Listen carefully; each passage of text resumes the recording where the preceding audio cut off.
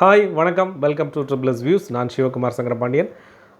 திருப்பூரில் ஒரு 2 நாளைக்கு முன்னாடி பிப்ரவரி 20 ஒரு 6 பேரை வந்து கைது பண்ணுறாங்க. டெல்லி போலீஸ் வந்து உளவு செய்திகளை அனுப்பிச்சி விட்டாங்க. சோஷியல் மீடியாலாம் நிறைய கருத்துக்கள், நாட்டுக்கு எதிரான கருத்துக்களை வந்து பகிர்ந்திருக்காங்க. அது போக வந்து ஒரு முக்கியமான ஒரு கீ வந்து தான் இவங்க வந்திருக்காங்க. இந்த 6 பேரை மட்டும் துண்டாக தூக்குறாங்க டெல்லி போலீஸ் வந்து. இவங்க அவ்வளோ பேரும் பாங்களாதேஷிகள் அவ்வளோ பேருமே இல்லீகலாக உள்ளே வந்திருக்காங்க. அவ்வளோ பேரும் போலியான ஒரு ஆதார் கார்டை வச்சுட்டு உள்ளே வந்திருக்காங்கங்கிறது இதில் தெரிஞ்சிருக்கு. இது எப்படி இவங்களை பிடிச்சாங்க அப்படிங்கிறத பற்றி தான் நம்ம பார்க்க போகிறோம். இந்த 6 பேரை கைது பண்ணுறதுக்கான ஒரு பின்னணி வந்து இது வந்து 20 பிப்ரவரி 20 இது நடந்திருக்கு. பிப்ரவரி 8 நம்ம போகிறோம். பிப்ரவரி 8 என்ன ஒரு விஷயம் நடக்குதுன்னா, டெல்லியில் இருக்கக்கூடிய ஜன்பத் ரயில்வே ஸ்டேஷன், அப்புறம் இன்னொரு முக்கியமான மெட்ரோ ஸ்டேஷன்ஸ், இந்த 2 மெட்ரோ ஸ்டேஷன்லேயும் ஒரு A4 சைஸில் ஒரு போஸ்ட் ஒட்டப்படுது. பாகிஸ்தான் ஃப்ரீ பாகிஸ்தான், அதாவது ஃப்ரீ காஷ்மீரை வந்து காஷ்மீருக்கு விடுதலை வேண்டும். அது போக அதனுடைய இதில் வந்து முகமது அலி ஜின்னாவுடைய படமும் இப்போ அசீம் முனீரோடைய படமும் போட்டு அந்த போஸ்டர் இருக்குது. அந்த போஸ்டர் ஒரு A4 சைஸில் ஒரு போஸ்டர், இதுதான் இதனுடைய கீ. அது வந்து டெல்லியில் முக்கியமான ரயில்வே ஸ்டேஷனான ஜன்பத் ரயில்வே ஸ்டேஷனும், இன்னொரு வந்து ரயில்வே ஸ்டேஷன் பாம் பிளாஸ்ட் ஆச்சுல, ஒரு காரில் போய் ஒரு பாம் பிளாஸ்ட் பண்ணார் இல்லையா, அந்த ரயில்வே ஸ்டேஷன், 2 ரயில்வே ஸ்டேஷன் வாசல்லையும் ஒட்டியிருக்காங்க. உடனே இதை வந்து கவனத்தில் வரும்போது இதை வந்து டெல்லி போலீஸ் வந்து ஒரு கம்ப்ளைண்ட்டாக ரிஜிஸ்டர் பண்ணி இது என்னன்னு பின்னணின்னு இதை பற்றி விசாரணை பண்ணும்போது வெஸ்ட் பெங்காலில் ஒருத்தரை பிடிக்கிறாங்க. அவர் பேர் ஜகதுல் இஸ்லாம் அப்படின்னு சொல்கிறாங்க. இந்த ப்ரொனவுன்சியேஷன் கரெக்டாக இல்லையான்னு எனக்கு தெரியாது, பட் ஜகதுல் இஸ்லாம் அப்படிங்கிறத நான் வாசிக்கிறதுலாம் சொல்கிறேன். இவரை பிடிக்கிறாங்க வெஸ்ட் பெங்காலில். இந்த வெஸ்ட் பெங்காலில் இவரை தூக்கணுன்னே இவரை வந்து இவர் வந்து ஒரு ஆளை கையை கட்டுறாரு. என்னென்னா, இவருக்கு யார் கட்டளையிட்டிருக்கா அப்படின்னு பார்த்தீங்கன்னா, இவருக்கு வந்து உமர்னு சொல்லிட்டு பங்களாதேஷ்லேருந்து ISI ஏஜெண்ட்டாக இருக்கக்கூடியவர் வந்து ISI ஏஜெண்ட்டாக இருக்கவர் வந்து இவருக்கு வந்து கட்டளையிடுறார். இவர் பாகிஸ்தான் பேஸில் ISI மூலமாக கட்டளையை வந்து பங்களாதேஷுக்கு இப்போ வாங்கி பங்களாதேஷ்லேருந்து இந்த ஆளுக்கு கட்டளையிட்டிருக்காரு. இதுதான் அந்த உமருங்கிறவருக்கு. இந்த உமருங்கிறவர் வந்து ஜகதுல் இஸ்லாமுக்கு பண்ணியிருக்காரு. இந்த ஜகதுல் இஸ்லாம் வந்து ஒரு 6 பேரை கை கட்டுறாரு. அவங்க தான் திருப்பூரில் கைது பண்ணியிருக்காங்க. எவ்வளோ செயின் நெட்வொர்க் பாருங்கள். Pakistan to Bangladesh, Bangladesh to west Bengal, west Bengal to Tiruppur. இந்த நெட்வொர்க்கில் இவங்க என்ன பண்ணியிருக்காங்க அப்படிங்கிறது இவங்கள பற்றி விசாரணை பண்ணும்போது இவங்க வந்து குடும்பமாகவே இருந்திருக்காங்க. ஒருத்தன் வந்து எல்லாருமே குடும்பம் குழந்தைகளோடு இருக்கக்கூடியவர்கள். அதில் ஒருத்தன் பார்த்திங்கன்னா இந்தியர்களே விசாகப்பட்டினத்தில் வந்து ஒரு இந்திய பெண்ணையை கல்யாணம் முடிச்சிருக்கான். அந்த மாதிரிலாம் நடந்திருக்குது. அது போக எல்லாருமே 2-3 மாதத்துக்கு 4 மாதத்துக்கு முன்னாடியே வந்திருக்கிறாங்க. இதுதான் வந்து நடந்திருக்கு. இது வந்து ஒரு மிகப்பெரிய ஒரு செயின் நெட்வொர்க் நடந்திருக்குன்னா, மிகப்பெரிய ஒரு விஷயத்தை ஒரு மதத்தின் மூலமாக மிகப்பெரிய ஒரு நிலையில்லா தன்மையை வந்து உருவாக்கணும் அப்படிங்கிறது தான் இவங்களுடைய ஒரு மிகப்பெரிய ஒரு திட்டமாக இருந்திருக்கிறதுக்கான வாய்ப்பு இருக்குது அப்படின்னு தான் சொல்கிறாங்க. அது போக இன்றைக்கி வடகிழக்கு மாநிலங்களை வந்து இது வரைக்கும் முகமது யூனஸ் பங்களாதேஷுக்கு வந்ததுக்கப்புறம் நீங்கள் வந்து ஜமாத்துல் இஸ்லாமி அப்படிங்கிற ஒரு அமைப்பு வந்து தடை செய்யப்பட்ட அமைப்புக்கு வந்து ஃப்ரீடம் பண்ணார். அவங்க வந்து முழுமையான ஒரு தீவிரவாதத்தை நம்புகின்ற ஒரு அமைப்பாக இருந்தது.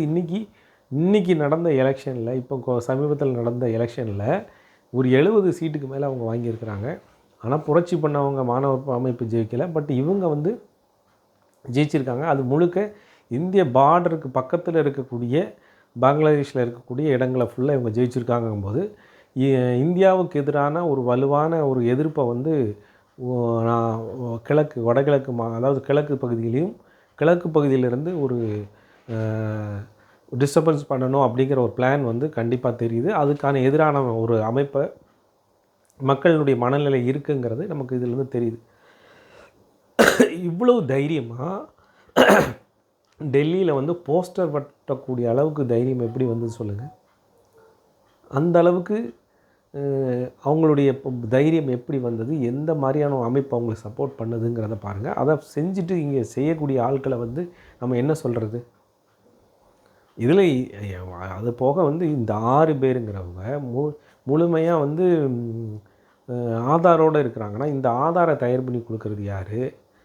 உண்மையில் இந்த ஆதாரை எப்படி செக் பண்ணுறது அப்படிங்கிறத இன்றைக்கி வந்து திருப்பூர் கம்பெனிகளுக்கு ஒரு மிகப்பெரிய அச்சுறுத்தலாக இருக்குது.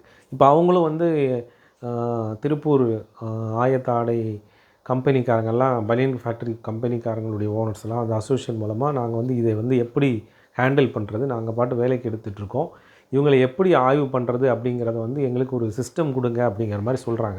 ஏன்னா வெறுமனையாக நம்ம வந்து ஆதார் கார்டு வச்சுருக்காங்கன்னு ஃபோட்டோவை மட்டும் நம்ம பார்த்து பண்ண முடியாது.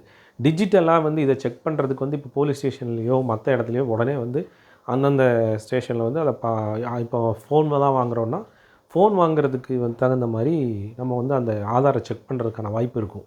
பட் இவங்களுக்கு வந்து அந்த இன்ஸ்டண்ட்டாக செக் பண்ணுறதுக்கான வாய்ப்பு அவங்களுக்கு இல்லைன்னா, அந்த வாய்ப்பை எப்படி கொடுக்கணும் அப்படிங்கிறத நீங்கள் பண்ணுங்கங்கிற மாதிரி அதை நாங்கள் டீல் பண்ணுறோம். இப்போது வரும் வரக்கூடிய காலத்தில் அந்த மாதிரி ஒரு செக் பண்ணி நாங்கள் ஆளை ரெக்ரூட் பண்ணுறதுக்கான வாய்ப்புகளை எங்களுக்கு அமைப்பிச்சு தாங்க மாதிரி சொல்லியிருக்காங்க. அது ஒரு நல்ல வரவேற்க தகுந்த விஷயம். இந்த ஆதாரை வந்து டிஜிட்டலைஸ் பண்ணி கியூஆர் மூலமாக பண்ணணுங்கிற ஒரு விஷயம் இருக்குது. இந்த ஆதார் 5000 கொடுத்தா அந்த ஆதாரை ரெடி பண்ணி கொடுக்குறாங்கங்கிற மாதிரி வெஸ்ட் பெங்காலில் சொல்கிறாங்க. எவ்வளோ பேர் உள்ளே வந்திருக்காங்க? கடந்த வருஷம் 100 பேர். தமிழ்நாட்டிலேயே போன வருஷமாக பார்த்திங்கன்னா 100, 200 பேர் கிட்டக்க கண்ணுக்கு தெரிஞ்சு இவங்க டக்குன்னு போய் பிடிச்சாங்க. திருப்பூர், கரூர்லலாம் நிறைய பேரை பிடிச்சாங்க. இது எந்த மாதிரியான ஊடுருவல் நடந்துகிட்டே இருக்குங்கிறத நம்ம யோசிக்கணும். ஏன்னா இந்த பார்டர் வந்து 4000 கிலோமீட்டர் பார்டர் இருக்குது. கிட்டத்தட்ட வந்து பெரிய பார்டரு பங்களாதேஷுக்கும் இந்தியாவுக்கும் உள்ள பார்டர். ஆனால் வந்து ஒரு 3000 கிலோமீட்டர் அளவுக்கு தான் வேலி இருக்குது. மற்ற டைம் வந்து வேலி இந்த 700 கிலோமீட்டர் கிட்டக்க வேலி இல்லாமல் தான் இருக்கும். வேலி அமைக்கக்கூடிய சூழ்நிலை கிடையாது. இப்போ அந்த இடத்துலையும் வேறு விதமான பாதுகாப்பு பண்ணணுங்கிற ஒரு நிர்பந்தத்துக்கு வந்திருக்கிறோம். வடகிழக்கு மாநிலங்களில் வந்து இவங்க வந்து அங்குள்ள பழைய நக்சல் அமைப்புகளெல்லாம் இவங்க தூண்டி விட்டு விளையாடணும், இந்தியாவுக்கு ஒரு டிஸ்டர்பன்ஸ் கொடுக்கணுங்கிற முடிவுக்கு பங்களாதேஷ் வந்துருச்சு. அதுக்கான மக்களும் வந்து இந்தியானா ஒரு எதிரிங்கிற மாதிரி ஒரு ஃபீல் பண்ணுற அளவுக்கு பங்களாதேஷ் மக்களும் ஒரு மாதிரியை வந்து இந்தியாவுக்கு எதிரான மனநிலைக்கு போயிட்டுருக்காங்கன்னா ஒரு மோர் தென் 35% மேலே அந்த மாதிரியான ஒரு மனநிலைக்கு போயிட்டாங்க. இந்த மனநிலைமை வந்து பண்ணோம்னா அரசியல் சூழ்நிலை ஒரு பக்கம் மாறணும்.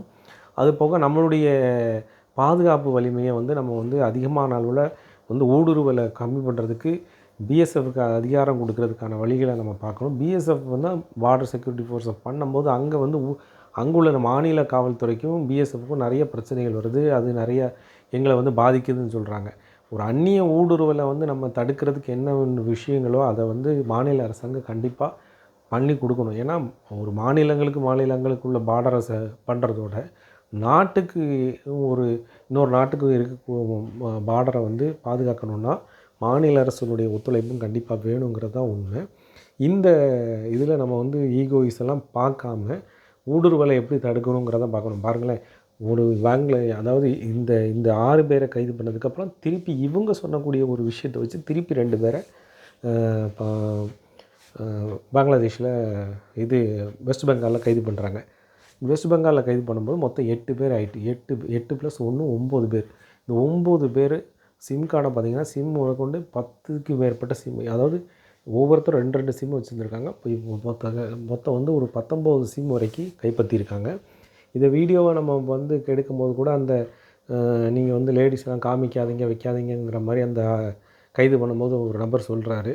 விஷயம் என்னதாக இருந்தாலும் தேசிய புலனாய்வுக்கு அப்புறம் தான் வந்து தெரியும். ஆனால் டெல்லி போலீஸ் வந்து உடனடியாக ஒரு சைலண்ட் ஆப்ரேஷனாக அங்கே உடனே அந்த போஸ்டரை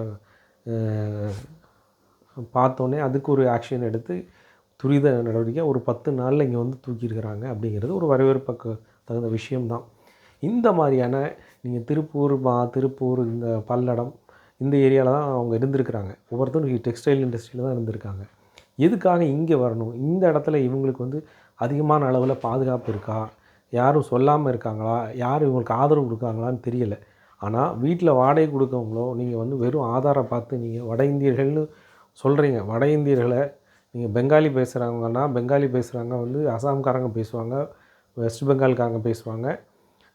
இதை வச்சு நம்ம வந்து அவங்களான்னு கண்டுபிடிக்க முடியாது. ஆதாரம் முழுமையாக நீங்கள் ஸ்டேஷன்லேயோ ஏதாவது தணிக்கை பண்ணி நீங்கள் வீடுகளை கொடுக்கணுங்கிறது தான் இப்போ வந்து தமிழக காவல்துறையும் சொல்லி எல்லாருமே அதை சொல்கிறாங்க. ஏன்னா வந்து தமிழ்நாடை பொறுத்தவரையில் லேபர் ஓரியன்டாக இன்றைக்கி நிறைய பேர் லேபர்ஸ் தேவைப்படுறதுனால எல்லோரும் வந்துட்டுருக்குறாங்க. இந்த மாதிரி ஒரு சூழ்நிலை வரும்போது நம்ம வந்து வீடு கொடுக்குறதா இருந்தாலும் பழக்கத்துக்கு அடிப்படையில் வரும்போது ரொம்ப கேர்ஃபுல்லாக வாடகைக்கு கொடுக்கணும், வேலை கொடுக்கணுங்கிறது இதில் தெரியுது. இந்த டிஜிட்டலைஸ் பண்ணதை இன்னும் அதிகப்படியான அளவில் ஆதார் கார்டை இன்னும் சில நுணுக்கங்களெல்லாம் பயன்படுத்தி போலியே பயன்பட முடியாத அளவுக்கு அதை எப்படி பண்ணணுங்கிறத ஒரு தீர்க்கமான முடிவு எடுக்கணும் அப்படிங்கிறது தான் உண்மை.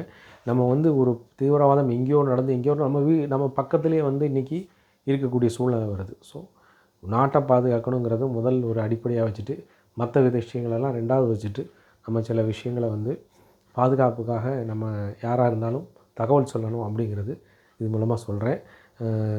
நன்றி. வேறு எதுவும் கருத்துக்கள் இருந்தால் இதை பற்றி சொல்லுங்கள். நன்றி, வணக்கம்.